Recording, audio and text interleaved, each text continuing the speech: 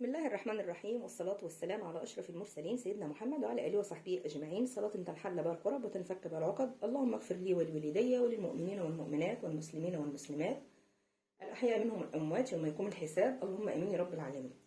النهارده هنتكلم عن رؤية الموز في المنام.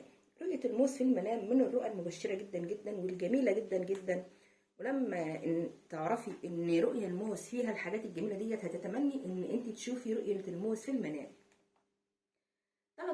ثلاث امور ستحدث لك لو رأيتي رؤيا الموز على هيئته الطبيعية.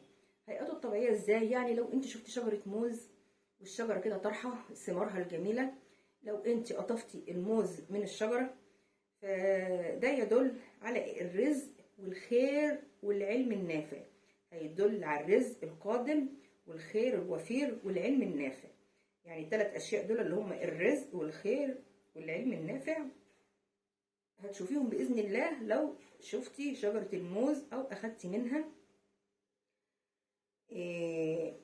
فيدل زي ما قلت لك على رزق دائم. يعني لو شفتي شجرة الموز وأخدتي منها موز فده يدل على رزق دائم. ليه؟ لأن أنت بتقطفي من الشجرة اهوت، والشجرة عمر ثمارها ما بتخلص، بتقطفي منها، فده بيدل على رزق دايم عندك على طول، سواء ولد أو بنت. أنا بتكلم على إيه؟ على الذكر والأنثى.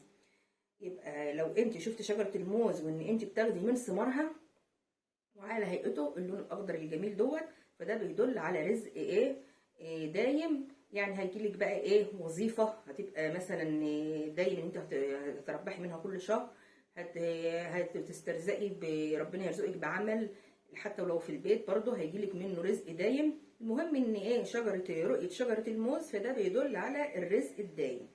طب ولو تاجر بقى، لو انت الانسان تاجر عندك شغلك اهوت، ما انتش مستني وظيفه ولا حاجه، فده بيدل على رزق كتير جدا جدا، ان في صفقه انت هتعملها يعني هتتربح منها يعني مكسب كبير قوي. ولو طالب علم شاف رؤيه شجره الموز ان هو بياخد منها، ده معناه ان هو هيكون من المتفوقين ومن الناس الناجحه اللي هيبقى له يعني كيانه في المجتمع. ولو سيدة اللي شافت بقى الموز، ده هيدل على ايه؟ هيدل على الانجاب لو هي ما عندهاش اولاد. طب ولو عندها اولاد فده هيدل على ان اولادها هيبقوا من المتفوقين ومن الاذكياء ومن الناجحين، ومن ان هم برضه هيبقى لهم مستقبل كويس جدا جدا في حياتهم. طب لحد كده جميل قوي قوي قوي. يعني شفنا ايه الموز ان هو رؤية مبشرة. طب امتى تكون رؤية يعني مش كويسة؟ لو الموز فاسد وشفتي نفسك بتاكليه. لو رأيتي نفسك او ابنك او زوجك او اي حد بياكل الموز الفاسد، ده بيدل على بعض الانتكاسات للانسان اللي اكل الموز الفاسد ده، والفشل في حياته. وبدل ما يكون في تقدم لا هيكون في تراجع.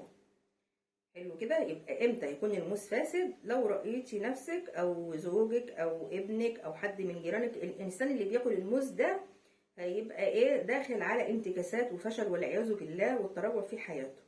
طب شراء الموز او بيعه يدل على ايه بقى؟ شراء الموز او بيعه فده يدل على فرصة عمل.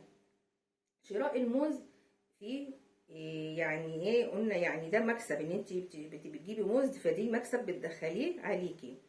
طب وبيع الموز ان انت بتبيع موز فيدل على ان انت شخص بتتمتع بالحكمة والذكاء ان شاء الله. يا رب تكون يعني ان انا افدتكم افاده كامله برؤيه الموز في المنام.